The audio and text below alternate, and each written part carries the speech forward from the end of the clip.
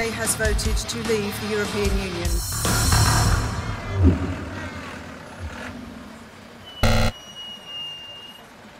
Hola, soy Pedro Salinas y esto es Rajes del Oficio, en un nuevo episodio de Lo que no se habla.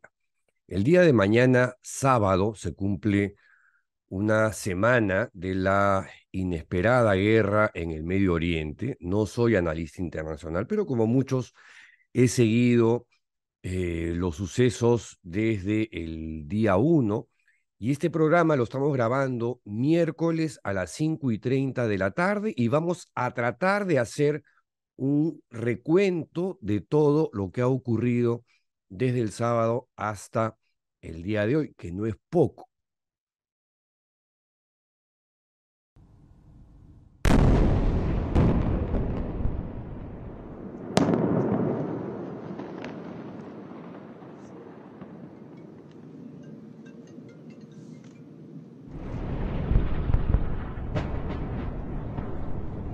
A primera hora del sábado último, a las 6:30 de la mañana, el grupo palestino islamista Hamas lanzó un ataque sorpresa contra Israel desde Gaza y desde varios frentes.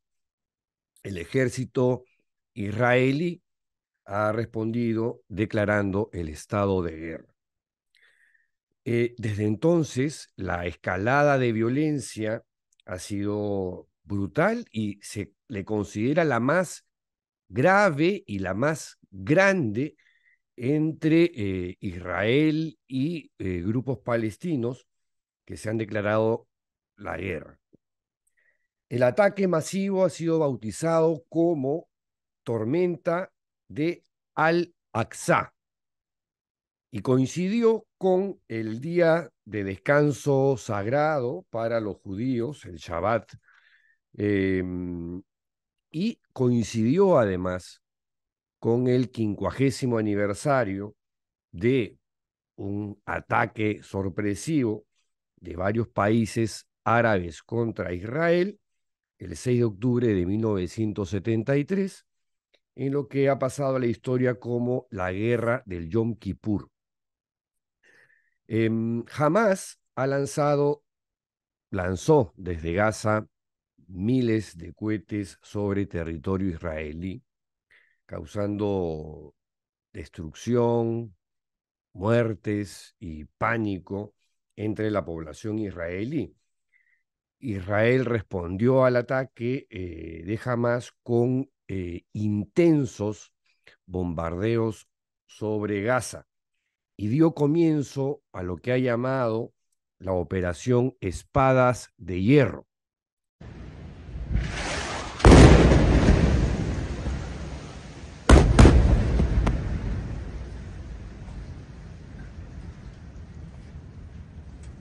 El primer ministro israelí, Benjamín Netanyahu, anunció que Israel está en guerra. Textualmente dijo: ciudadanos de Israel, estamos en guerra, no en una operación, no en rondas de combates, en una guerra.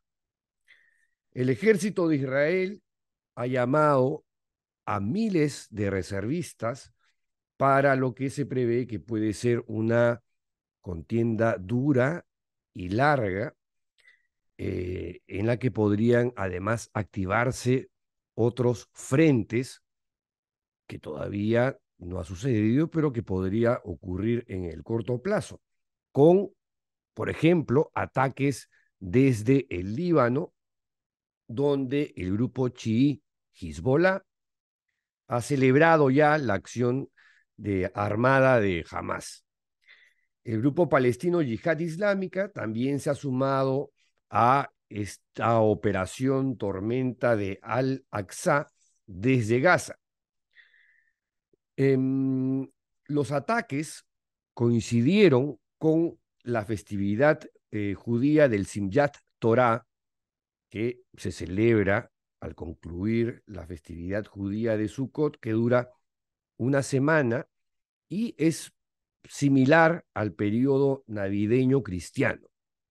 tratar de buscar un símil. Por lo que muchísimos israelíes estuvieron ese día distraídos, relajados y en otra cosa. ¿Cómo jamás organizó un ataque relámpago? Durante años, y aquí me estoy ciñendo a una información de la BBC de Londres, durante años Israel fortificó la barrera que la separa del pequeño enclave palestino de Gaza, que se llama la Franja de Gaza. Y como decía al inicio, 6:30 de la mañana, empezaron a lanzar los cohetes y los misiles. Usualmente, estos rudimentarios cohetes, que no son de ahora, vienen desde hace años, suelen tener dificultades para eludir lo que se llama la cúpula de hierro, que es una especie de escudo con tecnología de punta, un avanzado sistema de defensa antimisiles que tiene Israel. Pero miles de estos cohetes que disparó Hamás desde Gaza hacia Israel fueron disparados en un breve espacio de tiempo como para abrumar y tomar por sorpresa a Israel. Esto, por cierto, sugiere meses de planificación, de almacenamiento, de estrategia. eh, y aunque Israel, como hace notar otra vez BBC, retiró sus tropas y colonos de Gaza en el año 2005, sigue controlando el espacio aéreo, la frontera común y la costa. La cuestión es que en cuestión de horas, esta barrera, la barrera israelí, fue franqueada y violada una y otra vez. ¿Cómo logró pasar Hamás a territorio israelí? Algunos combatientes de Hamás intentaron sortear la barrera por completo, incluso volando sobre ella con parapentes, como hemos podido ver en muchas imágenes grabadas con el teléfono. Hay otras imágenes eh, que han exhibido a un conjunto de motos, cada una de estas motocicletas ocupadas por dos militantes armados con fusiles, pasando por un agujero que se había abierto en la sección de la valla de alambre de la barrera. Y en una zona menos vigilada se vio incluso a una retroexcavadora derribando un tramo de alambre de púas. Los combatientes de Hamás a lo largo de la franja de Gaza salieron en todas direcciones o entraron por varias direcciones y según las autoridades israelíes habrían asaltado 27 lugares diferentes y claro, con órdenes de matar. Y ahí, por ejemplo, atacaron de una manera brutal y feroz un festival de música que se estaba llevando a cabo en el desierto, paradójicamente a favor de la paz, donde hombres armados de Hamás dispararon a discreción contra un número incontable de jóvenes. Se calculaba que había unos 3.000 participantes y se estima que el número de muertos ya supera a los 300. Y pocas horas después de que comenzara el bombardeo de cohetes, cientos de israelíes ya habían muerto en el acto. Eh, y murieron de una forma que no se creía posible debido a este ataque que nadie esperaba. La rapidez y la letalidad del ataque sorpresa dejó atónito a Israel y, por cierto, al mundo entero. Y las preguntas sobre cómo pudo ocurrir este ataque es algo que se planteará durante los próximos meses hasta que se esclarezcan los fallos de la inteligencia israelí. Según el ministro de Netanyahu, Itamar Ben-Gavir, con este ataque, Hamas pretende erigirse como el principal protagonista de la resistencia a Israel en su lucha para sustituir a Mahmoud Abbas, quien es el actual presidente de la Autoridad Nacional de Palestina, que está un poquito más al norte, en la zona de Cisjordania. El, y también podría ser parte de la estrategia de Hamas arrastrar consigo a esta guerra al grupo de Hezbollah y a las facciones de Cisjordania en nombre de la mencionada unificación de frentes palestinos contra Israel. El primer ministro israelí, Benjamín Netanyahu, ha dicho que la respuesta de Israel va a cambiar el Medio Oriente. Ha soltado esa frase que suena muy fuerte, sin dar mayores detalles. De acuerdo a una información del periodista Antonio Pita en el diario El País de España, estamos hablando de una operación inédita, no solamente por su alcance, sino por el número de hombres armados que ha logrado penetrar en territorio israelí. Y se trata de la escalada de violencia más grave en la zona desde la guerra que libraron Hamas y el Estado judío en el año 2021, en la que murieron, citando información del diario El País, unos 230 palestinos y 13 israelíes. El balance del sábado pasado supera ya en un solo día a aquel que tomó 11 días de enfrentamientos. Mohamed Deif, líder del brazo armado de Hamas, las brigadas de Esedín al-Qassam, ha defendido en un video la operación como una respuesta a los crímenes de la ocupación. Y ha agregado que esto es más grande de lo que la ocupación israelí piensa.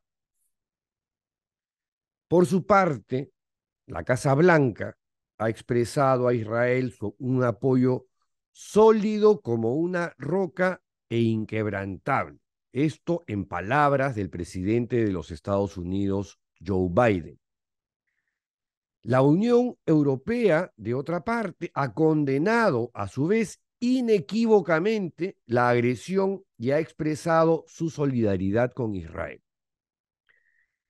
Egipto, uno de los mediadores tradicionales en el conflicto entre palestinos e israelíes, ha anunciado que mantiene contactos intensos para detener la escalada, cosa que todavía no ha ocurrido y por lo pronto todo parece indicar que esto tiene para un rato bastante largo.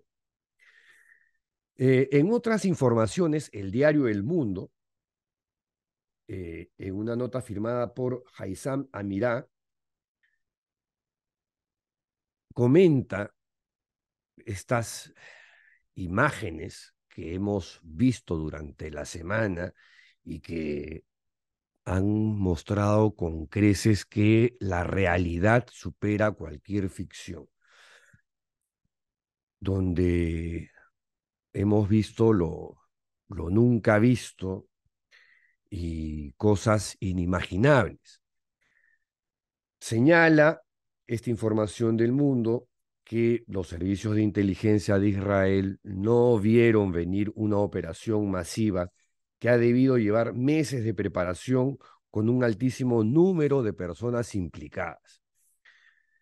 Y ocurre además cuando Israel tiene la coalición de gobierno más ultranacionalista y más ultraortodoxa en sus 75 años de existencia.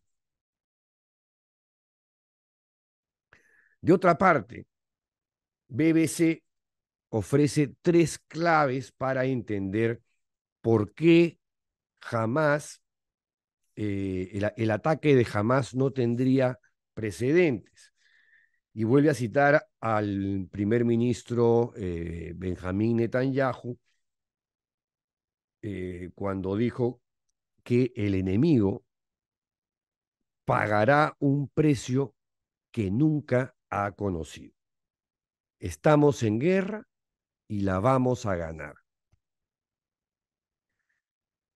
Primera clave que ofrece BBC, la penetración de Hamas en Israel, donde militantes armados palestinos consiguieron burlar la defensa israelí, penetrar en su territorio y provocar centenares de muertes en las primeras 24 horas.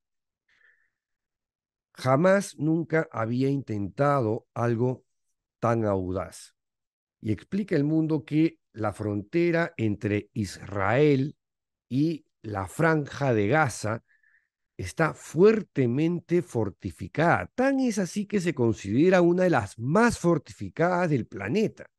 Sin embargo, los militantes de Hamas se abrieron paso con excavadoras, entrando a Israel desde el mar y en parapente por el aire. También se ha producido esta situación en la que Hamas ha entrado y ha salido con prisioneros de guerra, secuestrando jóvenes, niños, familias enteras, ancianos. Segunda clave, el fallo de inteligencia, que ha sido una de las cosas más mencionadas durante la semana, donde diversos analistas han descrito lo ocurrido como un fallo colosal de parte de la seguridad de Israel y como el peor error en medio siglo. El corresponsal de seguridad de la BBC, por ejemplo, indicó que con los esfuerzos combinados del Shin Bet, que es la inteligencia interna israelí, y el Mossad, que es su agencia de espionaje externa, es francamente sorprendente que nadie viera venir esto. Un ataque tan complejo y coordinado que implicó el almacenamiento y el lanzamiento de miles de cohetes justo delante de las narices de los israelíes debe haber requerido niveles extraordinarios de seguridad operativa por parte de Hamas. Otro analista de la BBC de Londres, Frank Garner, comenta en la misma línea que lo anterior que este fallo ha sido gigantesco por parte de la inteligencia de Israel, porque Israel tiene una de las redes supuestamente más extensas y más sofisticadas de inteligencia en el Medio Oriente. Y sus informantes, sus agentes, están infiltrados dentro de grupos militantes, no solamente en territorio palestino, ojo, sino también en otros países como el Líbano, Siria, Egipto, entre otros. Jamás, dice BBC, fue capaz de planificar y lanzar este asalto coordinado contra Israel bajo secreto total. Y se da por hecho que Israel, y ya lo estamos viendo, responderá con fuerza masiva y letal, pero, claro, los israelíes todavía se deben estar preguntando cómo los espías de su nación fallaron en prevenir esto y en advertir que algo así podía venir o podía darse. Tercera clave que da BBC es la retórica de la guerra.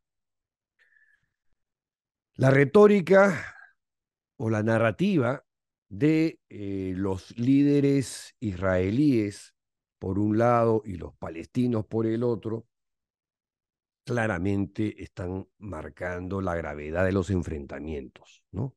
Por el tipo de frases que están lanzando por aquí y por allá. Netanyahu ya lo primero que dijo que era que Israel estaba en guerra y el presidente palestino, Mahmoud Abbas, ojo, el presidente palestino de la Autoridad Nacional de Palestina que se encuentra en Cisjordania, que no es de la facción de Hamas y no tiene nada que ver con Hamas, tiene que ver con Al-Fatah, que es otra organización. Ha dicho Mahmoud Abbas que su pueblo tiene el derecho de defenderse del terror de los colonos y las tropas de ocupación.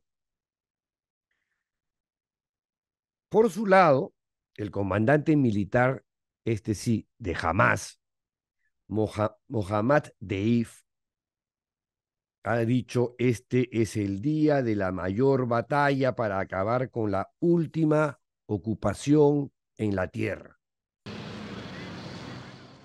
¿Cómo empezó el conflicto? ¿No? Esta es la gran pregunta que se hacen muchos, porque esto, sin justificar para nada esta declaratoria de guerra de Hamas y los asesinatos de Hamas contra israelíes, tiene un mar de fondo que ya tiene décadas de décadas.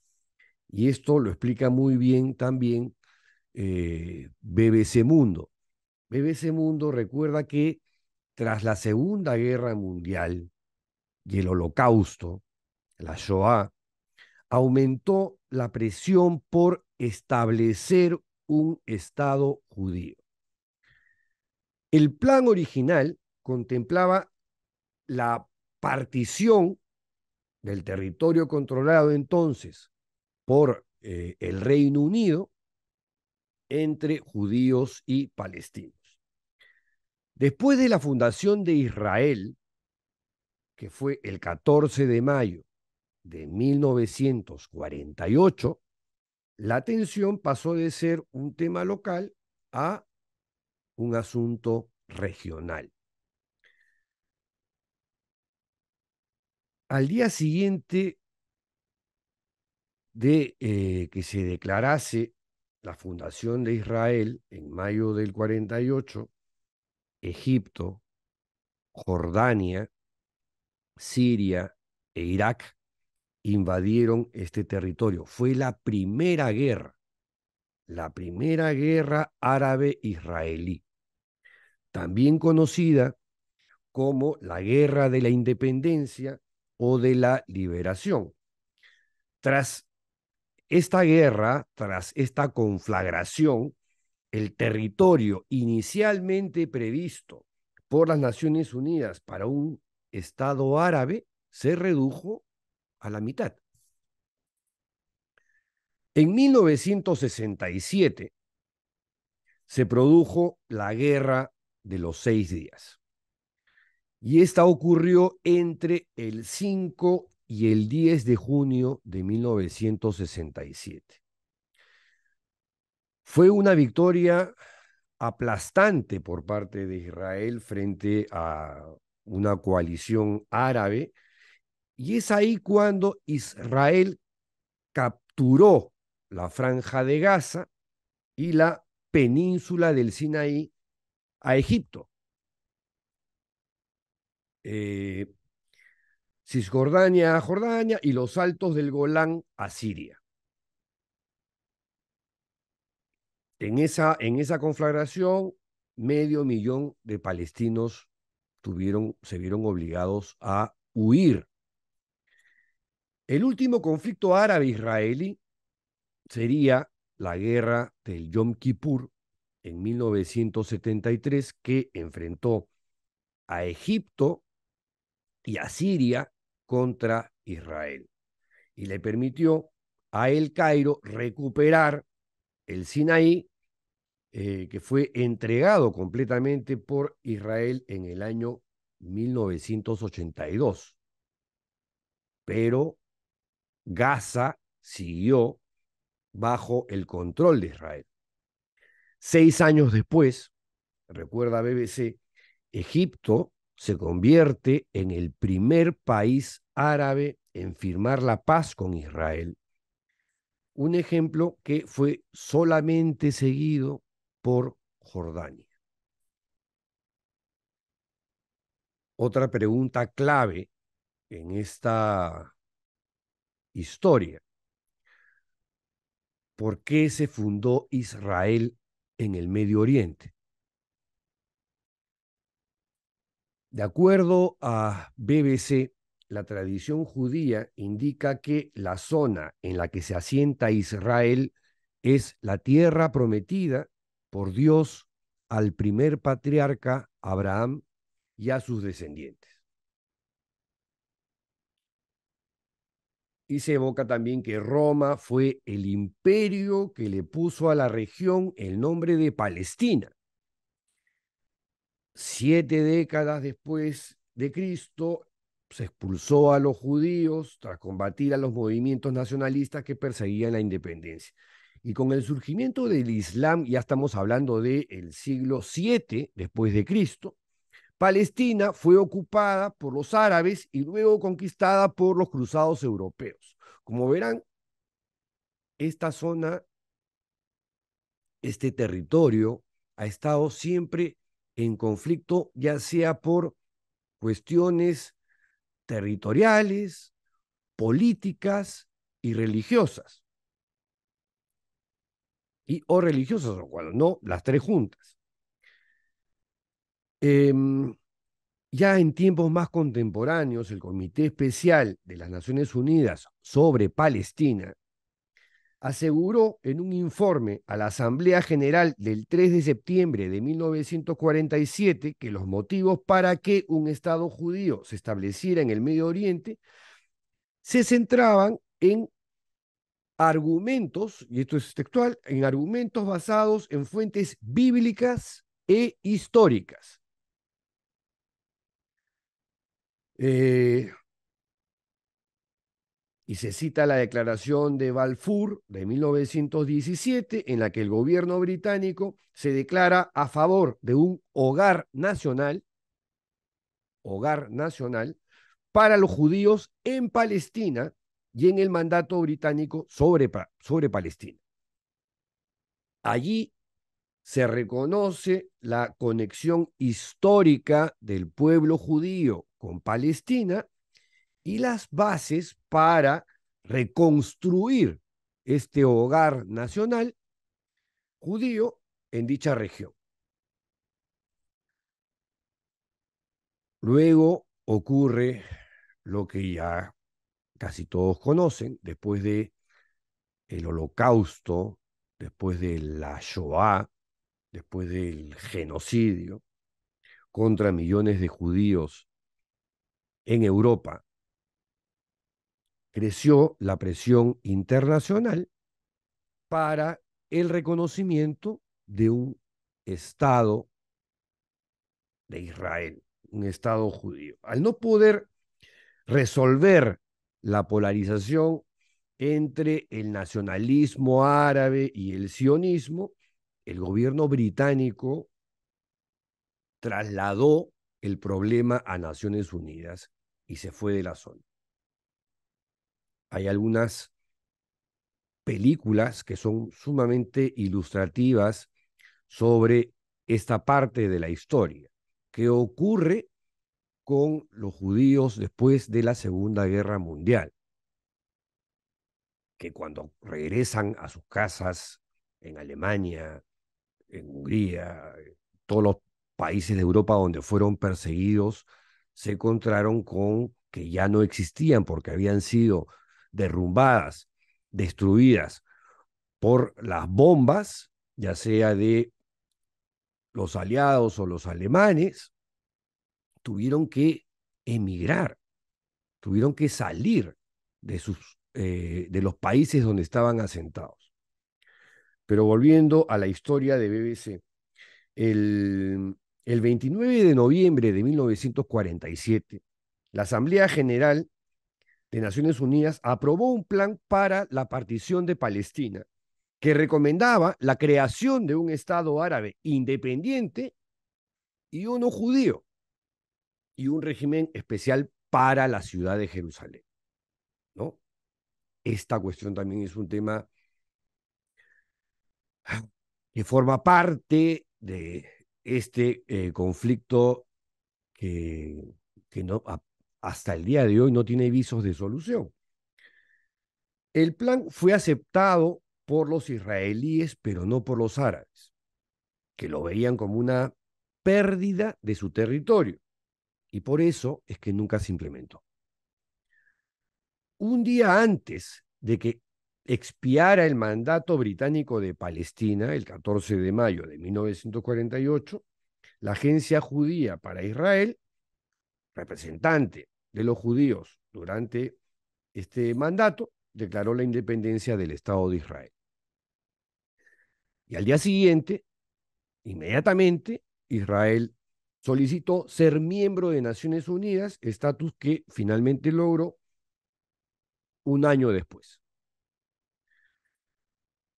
Otra pregunta importante y que se hace BBC: ¿por qué hay dos territorios palestinos? Los dos territorios palestinos son, por un lado, Cisjordania, que incluye la Jerusalén Oriental, y de otro, la Franja de Gaza, que se encuentran a unos 45 kilómetros de distancia, tienen un área de 5.970 kilómetros cuadrados y la otra 365 kilómetros cuadrados. O sea, no llegan ni a 400. En la Franja de Gaza no llegan ni a 400 kilómetros cuadrados. Cisjordania sí es un poquito más grande.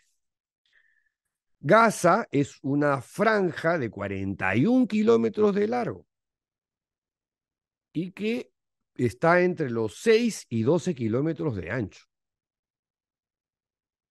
Para que tengan una idea de eh, el territorio que está en juego. Gaza tiene una frontera de 51 kilómetros con Israel, 7 kilómetros con Egipto y 40 kilómetros de costa sobre el mar Mediterráneo.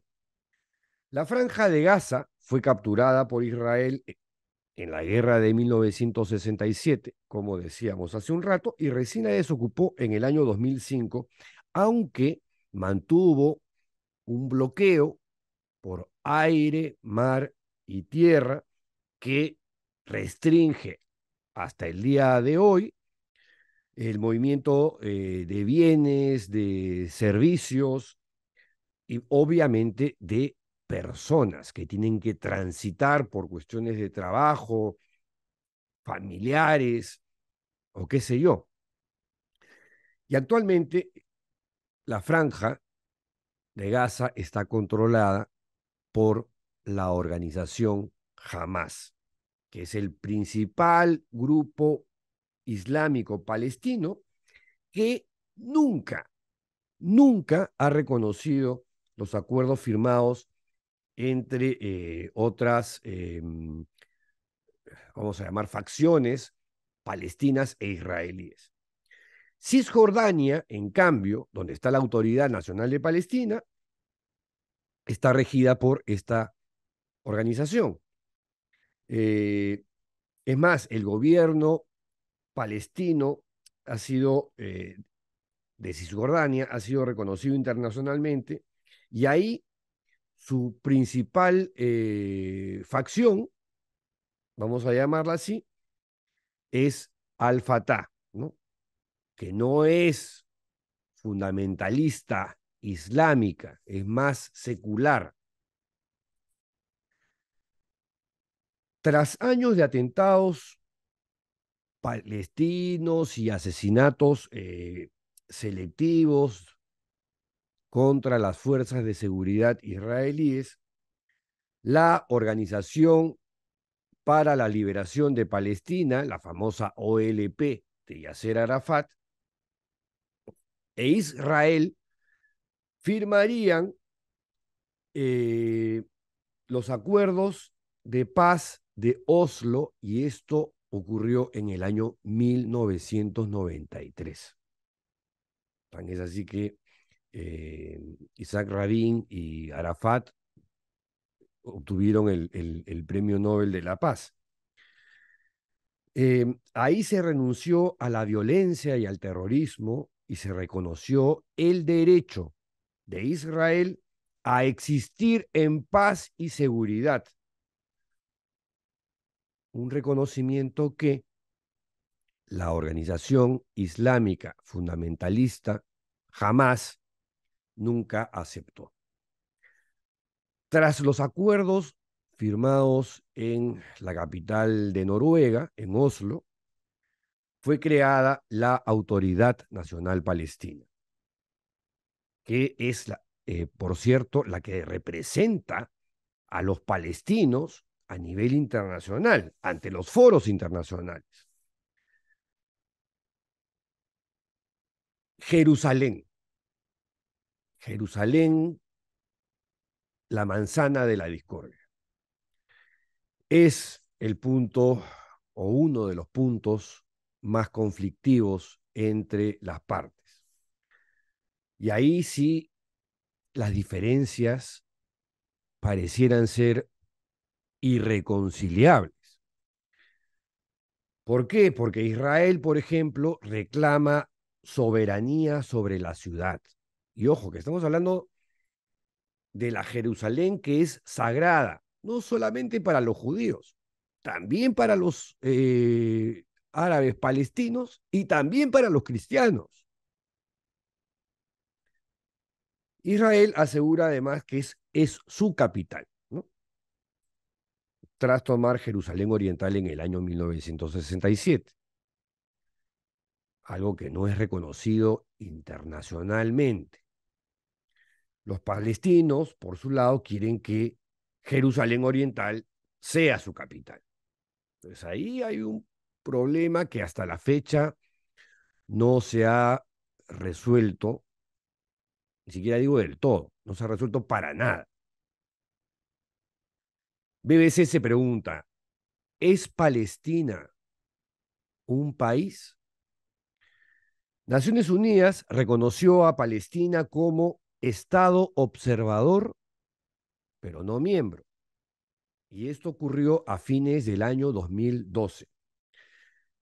Un dato interesante que propala BBC es que más del 70% de los miembros de la Asamblea General de Naciones Unidas, o sea, 138 de 193, reconoce a Palestina como Estado. Otra pregunta que también es importante hacerse: ¿por qué Israel y los Estados Unidos son aliados hasta la muerte? BBC explica que ambas naciones son potencias militares y en consecuencia son además aliados eh, desde la Segunda Guerra Mundial.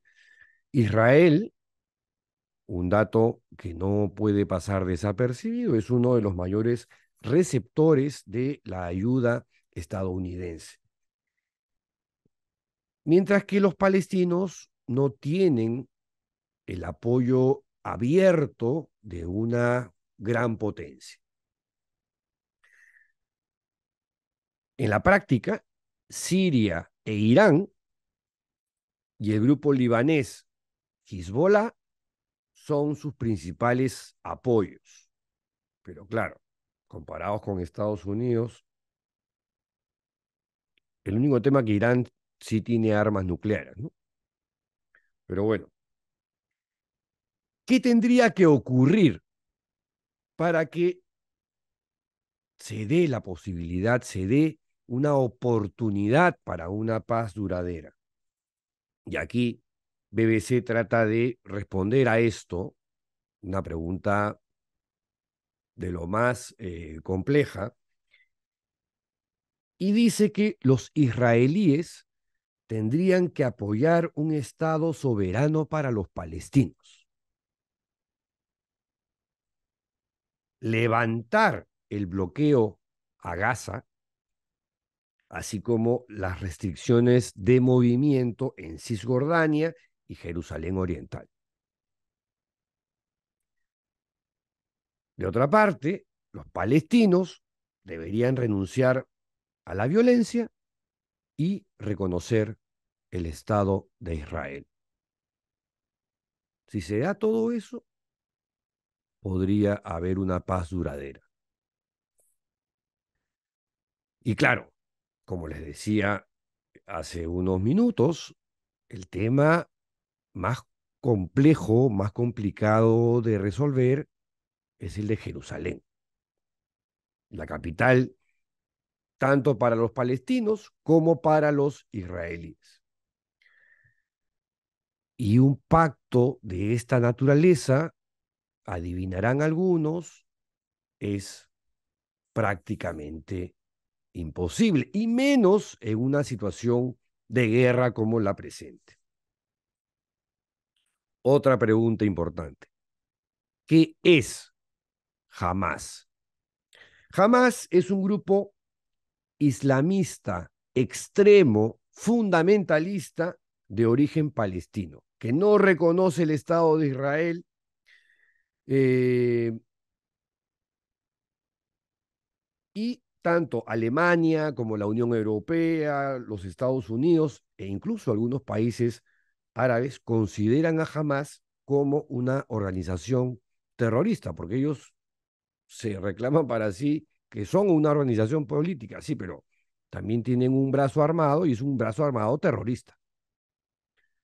A diferencia de la OLP, jamás niega el derecho a Israel de existir. O sea, jamás no quiere a un solo israelí en ese territorio.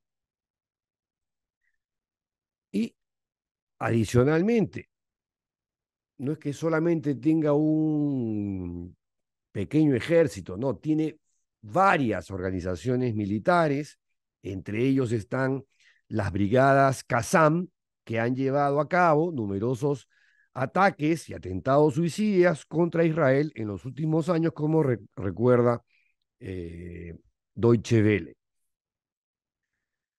El 25 de enero del 2006, el grupo islamista Hamas salió victorioso en unas elecciones parlamentarias. En el 2007, la organización, esto lo recuerda Deutsche Welle, tomó el control de Gaza tras intensos combates contra el movimiento Al-Fatah, que son los de Cisjordania. Desde entonces existe un parteaguas, una división política interna en Palestina, donde jamás controla la franja de Gaza, mientras que la Autoridad Nacional Palestina, dominada por el grupo político Al-Fatah, gobierna los territorios parcialmente autónomos de Cisjordania. Y luego Israel declaró como territorio enemigo a la franja de Gaza.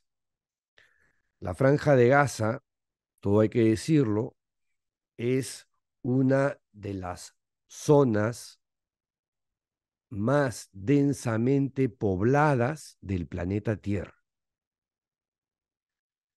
Y la habita gente pobrísima. Gran parte de la población vive en una enorme y extrema pobreza y depende fundamentalmente de la ayuda humanitaria. Desde esa franja Hamás ha continuado sus ataques contra Israel, escondiéndose, camuflándose entre la población civil inocente que radica y habita ahí.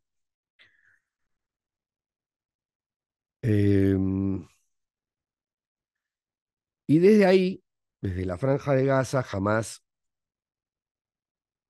reclama su legítima defensa y ha protagonizado hasta ahora, evoca Deutsche Welle, 4 conflictos armados contra el ejército israelí en el 2008, 2009, 1, 2012, 2014 y 2021. Volviendo a el momento presente, Netanyahu ha reiterado que Israel ha entrado en una guerra larga y difícil y ha prometido una poderosa venganza contra los militantes palestinos. חמאס רוצה לרצוח את כולנו. זה אויב שרוצח ילדים ואימהות בבתים שלהם, במיטות שלהם. אויב שחוטף קשישים, ילדים, נערות. רוצחים שטובחים ושוחטים באזרחינו, בילדינו, שבסך הכל יצאו לבלות בחג. מה שקרה היום לא נראה בישראל. ואני אדאג שזה לא יקרה יותר. הממשלה כולה מתייצבת מאחורי ההחלטה הזאת. צה"ל יפעיל מיד את כל עוצמתו כדי להשמיד את יכולות חמאס. נכה בהם עד חורמה וננקום בעוצמה על היום השחור הזה שהם עוללו למדינת ישראל ולאזרחיה. Y en un comunicado ha dicho también que esta guerra está siendo provocada por un ataque asesino de Hamás y ha anunciado que cortaría, ya lo hizo, los suministros de electricidad, combustible y bienes para Gaza. Con lo que adivinarán, la población civil, que ya les dije, depende de la ayuda humanitaria, se va a ver perjudicadísima, ¿no? Es la miseria, la tragedia de las guerras, donde la mayor cantidad de gente asesinada son inocentes y civiles. ¿Qué se sabe de los rehenes? Todavía no hay un número determinado de civiles y soldados israelíes que fueron capturados el día sábado por Hamás. Sí se sabe que entre los secuestrados hay niños, hay ancianos, hay discapacitados y hay familias enteras. Y hay gente que no son israelíes, que son turistas. Se sabe que algunos no hay no hay una información oficial. Vamos descubriendo quiénes son los que están muriendo, pero no sabemos a cabalidad quiénes son los secuestrados y cuántos son. En redes sociales están circulando algunos videos que presuntamente muestran a israelíes en manos de combatientes de Hamás, pero son videos no verificados. Según Liz Doucet, corresponsal internacional en jefe de la BBC, esta es una guerra completamente nueva, sobre todo por el asombroso número de rehenes que superaría el centenar y por el alto nivel de víctimas israelíes. En otro medio que tengo acá en la mano, el diario español El Mundo, el ex número 2 del Servicio Secreto Interno de Israel, Israel Hasson, ha definido el ataque del último sábado como el Pearl Harbor israelí y aconseja en este diario acabar con la política de calma ante Hamás, porque ha llegado el momento de destruir a este grupo terrorista. De otra parte, Nir Dinar, portavoz de las Fuerzas de Defensa de Israel, ha señalado: este es nuestro 11 de septiembre. Y el teniente coronel israelí Jonathan Conricus también ha señalado algo similar a los anteriores, que este podría ser un 11 de septiembre y un Pearl Harbor juntos. Es por lejos el peor día en la historia de Israel. Nunca antes tantos israelíes habían muerto por la actividad enemiga en una sola jornada. El Ministerio de Relaciones Exteriores de Israel ha informado que se están programando vuelos especiales para ayudar a llevar al país a los reservistas que están viviendo en el extranjero. Como algunos saben, el servicio militar es obligatorio en Israel para la mayoría de ciudadanos israelíes, incluso si tienen doble nacionalidad, ojo. Y dicen que ya han reclutado a 300.000 reservistas desde el sábado hasta el día de hoy, lo que constituye la mayor movilización de reservistas israelíes en toda su historia. El día lunes, este lunes, el ministro israelí Yoav Galant ordenó un asedio total a la franja de Gaza para dejarlos sin electricidad, sin alimentos, sin combustibles. Y ojo, tampoco hay internet.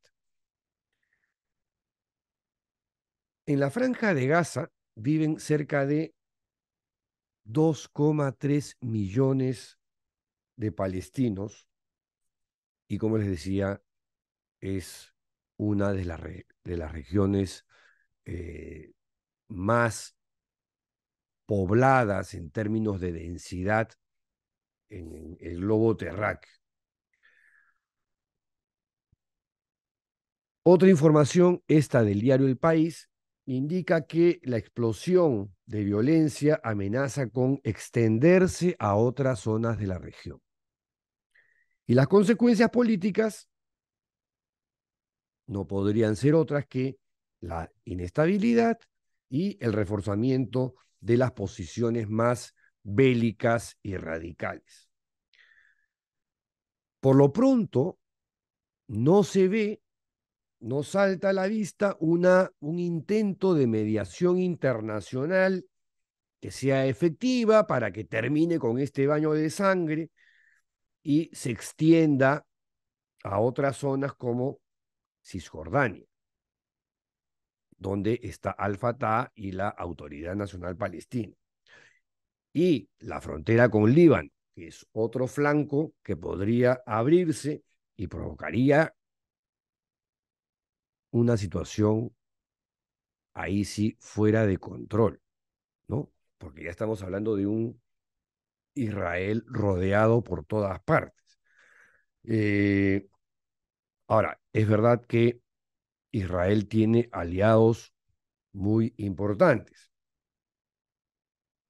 empezando por los Estados Unidos, por lo que la urgencia de una solución debería llegar pronto. El tema es quién va a mediar en este conflicto. Putin ya está pidiendo paz, China no hemos escuchado nada, la Unión Europea se ha alineado con Israel y pero no, El Papa también ha solicitado la paz y el cese de fuego, pero no existe, no hay a la vista alguien, algún país o institución que pueda facilitar en estos momentos algún tipo de negociación o acuerdo de paz. De lo contrario, esto va a ir increyendo de forma irreversible. El ministro de Defensa, Yoav Gallant, que ya hemos mencionado, también ha anunciado lo siguiente. He dado una orden. Gaza estará bajo un cierre total. Estamos luchando contra animales y actuaremos en consecuencia, porque así están los ánimos. Y todo indica, esto de acuerdo a una información del diario.es, que los bombardeos sobre Gaza, y esto es algo más o menos de sentido común, no van a cesar. Y este ministro Galant, israelí, ha pedido también que se intensifiquen los bombardeos. Y el principal portavoz del ejército israelí, Daniel Hagari, ha asegurado que Israel va a seguir atacando de esta forma, con esta fuerza y continuamente, ¿no? Así lo ha dicho, textual. Y con una intensidad que estamos viendo va en aumento y no se va a detener,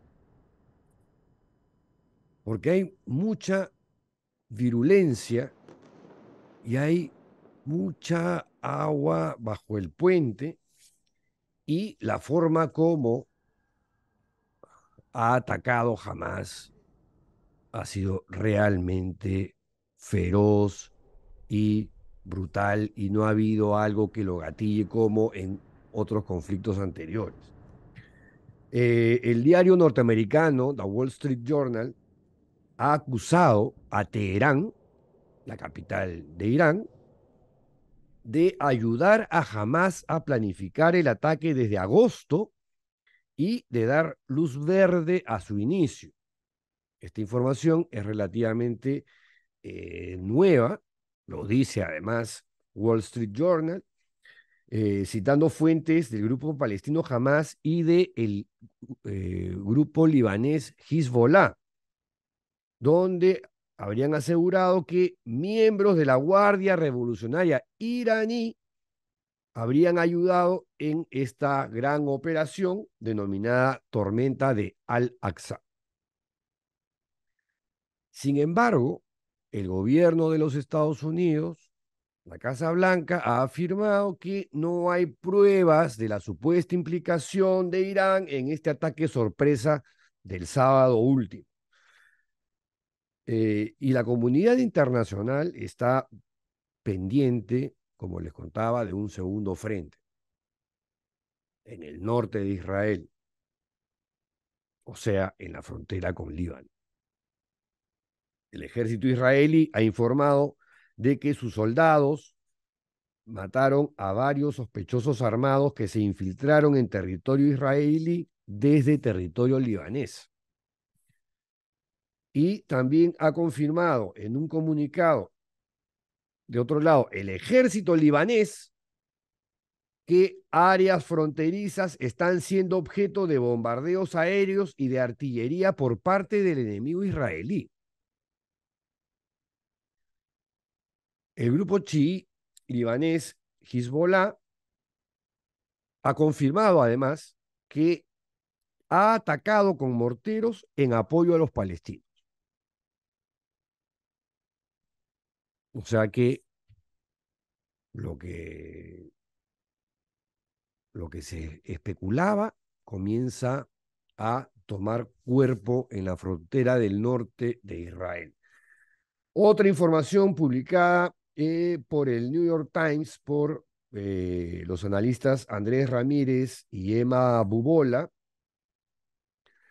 hablan sobre la tipicidad del ataque.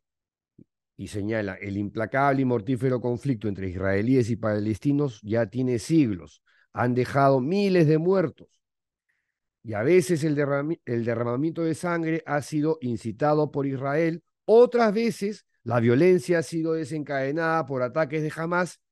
En este caso, dicen, no hubo ningún detonante evidente. Los países árabes, entre ellos Arabia Saudita, han hecho un llamado a la distensión, pero han evitado culpar a Hamas. Dato al margen, no menos importante, y es que el ataque de Hamas se produce en un contexto político que atañe o atañe a Arabia Saudita con Israel. Estados Unidos está mediando para que Arabia Saudita reconociese a Israel, porque Arabia Saudita nunca había reconocido al Estado israelí en solidaridad con los árabes palestinos, ¿no? Y parecía que ya estaba, digamos, como aflojando, y en eso, ¡pum!, cae el ataque relámpago de Hamas contra Israel, saboteando de paso este acuerdo que estaba mediando Estados Unidos entre Arabia Saudita eh, e Israel. Bueno, pero volviendo al New York Times, dice, el enfrentamiento también amenaza con convertirse en un conflicto regional más amplio con Hezbollah, la organización militante chiita libanesa que libró una guerra contra Israel en el año 2006. Otras agencias de prensa comentan, por ejemplo, que los combatientes de Hamas fueron puerta por puerta para tomar rehenes, citando a la abogada de derechos humanos Sa'a Hassan, quien trabaja para el Centro de Análisis Norteamericano Carnegie Endowment for International Peace en Washington, eh, que habla en una entrevista para el periódico alemán de Berlín, Tagesspiegel. Según ella, esto es una nueva dimensión que no habíamos visto antes. Otra agencia recoge declaraciones del analista militar israelí Amos Harel, que es del diario liberal israelí Haaretz, o Haaretz, no sé cómo se pronuncia, quien dice que la disputa de meses sobre la reforma judicial en el país podría haber sido un motivo para el momento del atentado, que esta es otra, ¿no?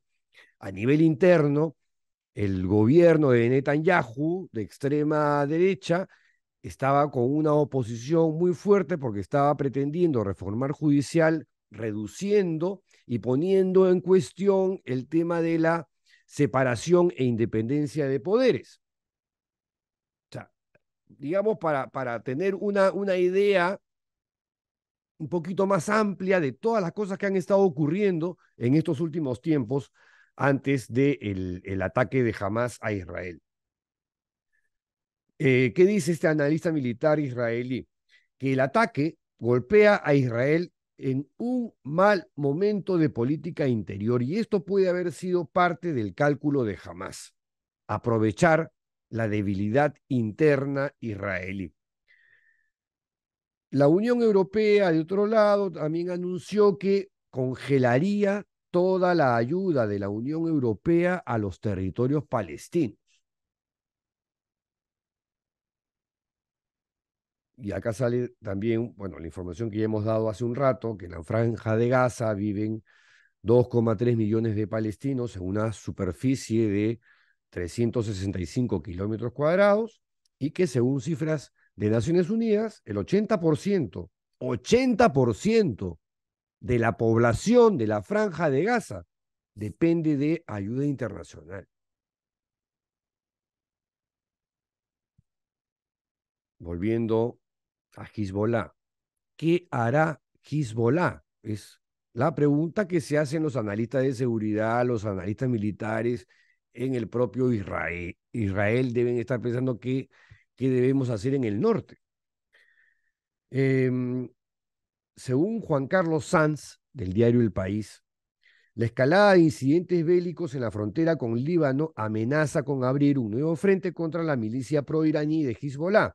La guerrilla libanesa, que ya quedó casi en tablas en la batalla que libró en el 2006 contra el ejército israelí, cuenta con decenas de miles de milicianos y con más de 200.000 cohetes apuntando hacia el Estado israelí. La frontera entre Líbano e Israel incluye zonas en disputa, además, como las llamadas granjas de Sheva, que Israel ocupa desde hace 56 años, junto con los altos del Golán, que son de Siria, o habrían sido de Siria. Dice más Juan Carlos Sanz en El País.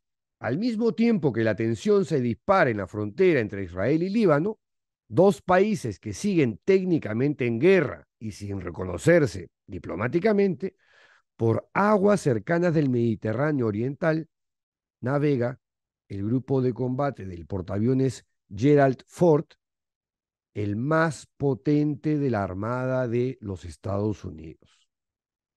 Un alto cargo del Pentágono citado por la agencia Reuters ha advertido ya a Hezbollah de que no tome la decisión equivocada de abrir un segundo frente contra Israel.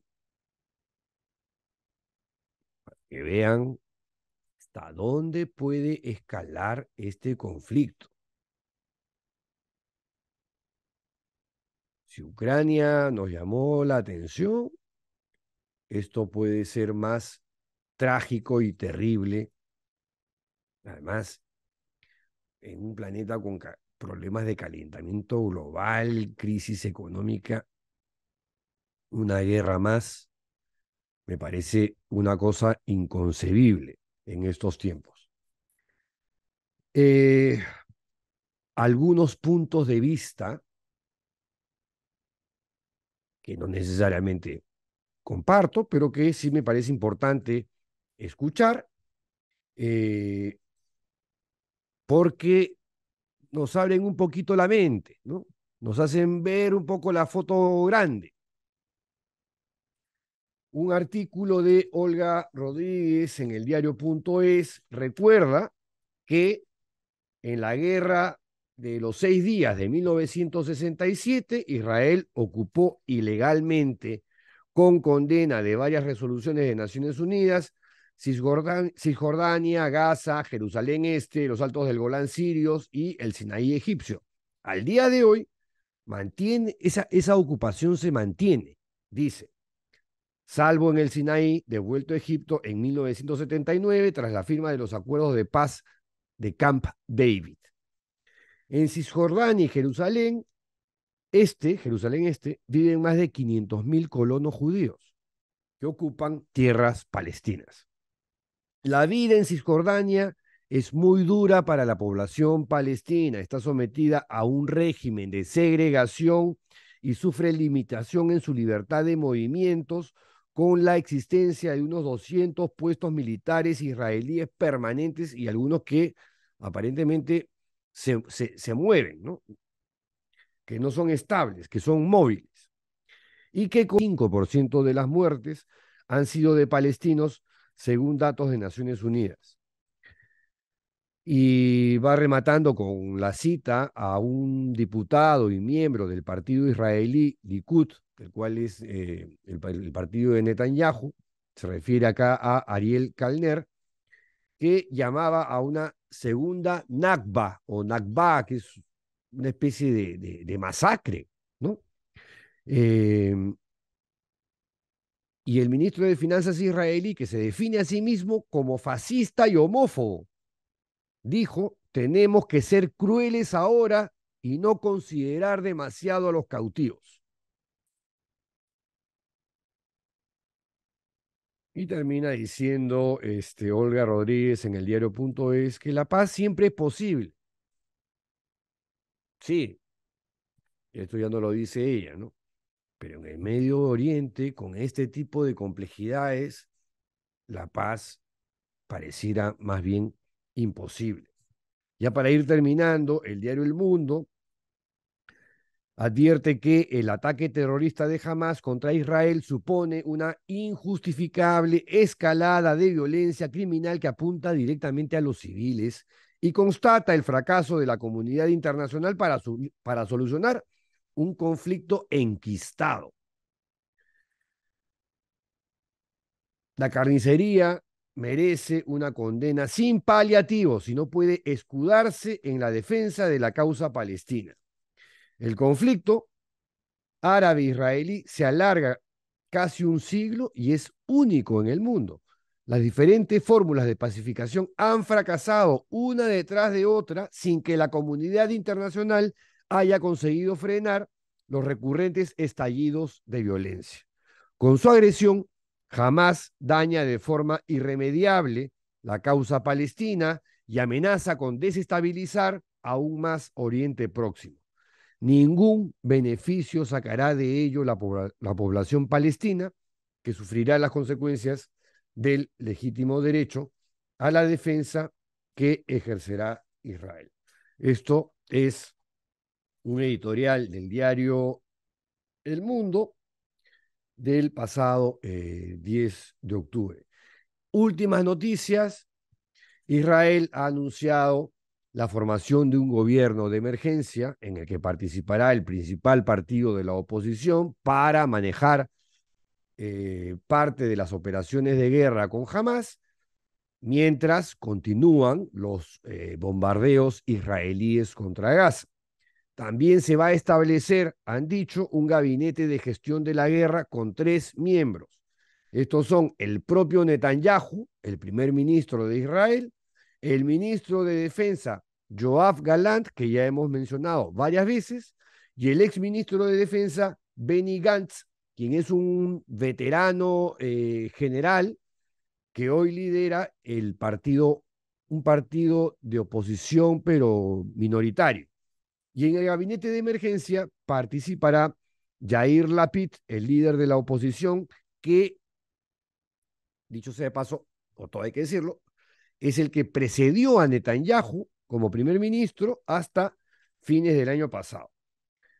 Quedan excluidos del mando de las operaciones militares los miembros de la extrema derecha de la coalición de Netanyahu, entre ellos el ministro de Finanzas, Bezalel Smotrich, y el ministro de Seguridad Nacional, Itamar Ben-Gavir. Ya desde el sábado pasado, en el recuento, el ejército israelí ha derribado ya más de 1.000 edificios en la franja de Gaza, causando la muerte de más de 1.000 personas, en las que hay muchísimos civiles que están pagando el pato por este ataque feroz y carnicero del grupo fundamentalista Hamás. Ya los bombardeos han forzado a miles de personas a huir de sus hogares y se estima que el número de desplazados desde el 7 de octubre es de al menos 200.000. Estoy citando ahora a BBC, a la británica BBC. 200.000 ya han sido desplazados desde en los últimos 6 días, y estamos hablando de cerca del 10% de la población de la Franja de Gaza. 10% de la población, ¿se imaginan? Unos 175.000 desplazados se están refugiando en 88 escuelas de la Agencia de Naciones Unidas para los Refugiados Palestinos. Juliette